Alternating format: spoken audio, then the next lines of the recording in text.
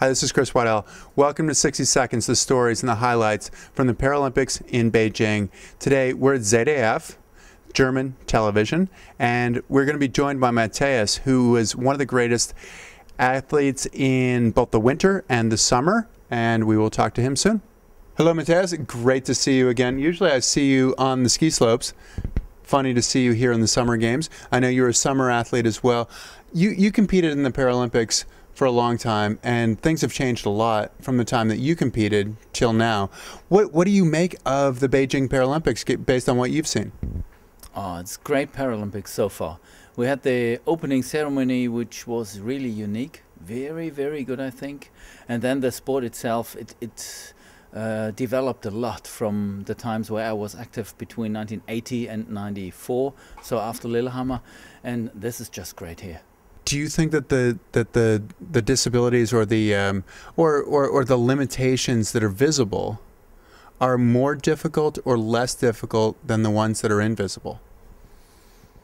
I think I couldn't measure that, but because I think to suffer from something is very difficult for every person. If you sit in a wheelchair, if an arm is missing or leg, or if you are suffering from a depression, I think for everybody is a big thing to get along with that. So I couldn't really compare what is worse or what is better.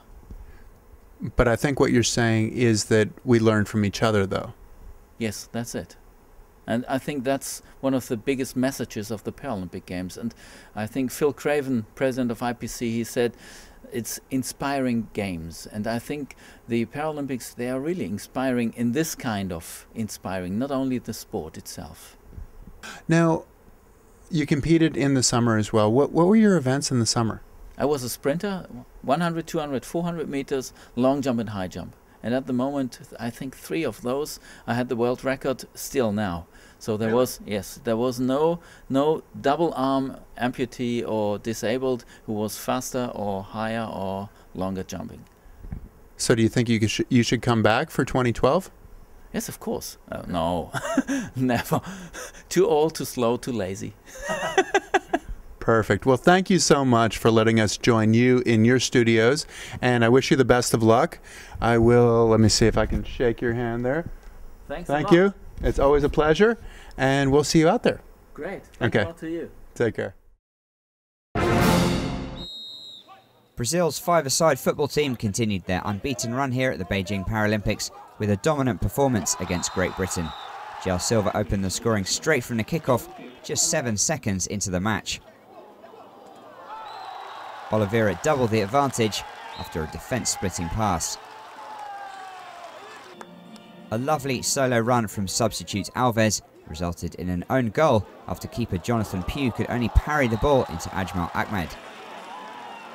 Alves scored the goal of the match to put the Brazilians 4 up before half-time.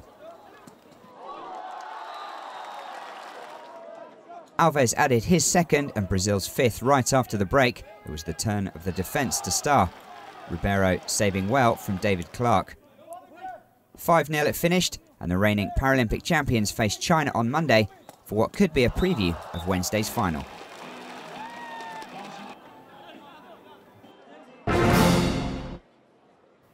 Gulbin Su of Turkey faced Mel Clark of Great Britain in the bronze medal match of the women's individual compound in archery.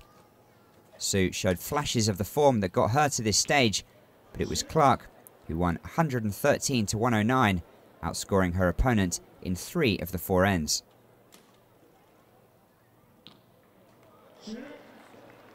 Her teammate, the top seed and world record holder Danielle Brown, dominated a one-sided final against Japan's Chieko Kamiya.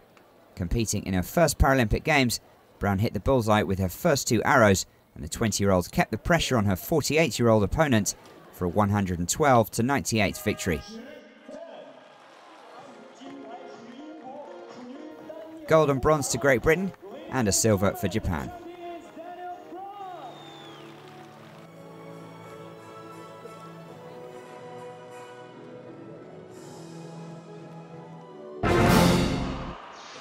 In the men's 100-metre breaststroke SB13 division, the capacity crowd was treated to a masterful performance from the Ukrainian Alexei Fedorov.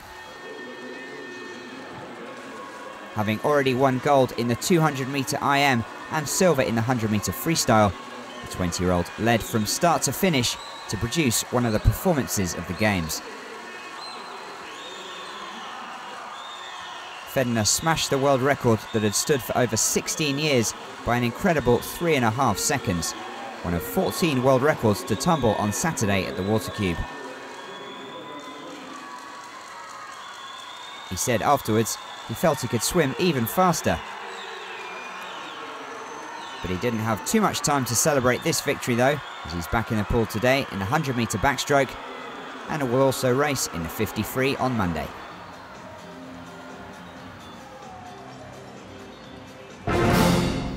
Thanks again for joining us on 60 Seconds, the stories and the highlights from the Paralympics here in Beijing. We had a wonderful time at ZDF. We thank Mateus for joining us with a wonderful interview.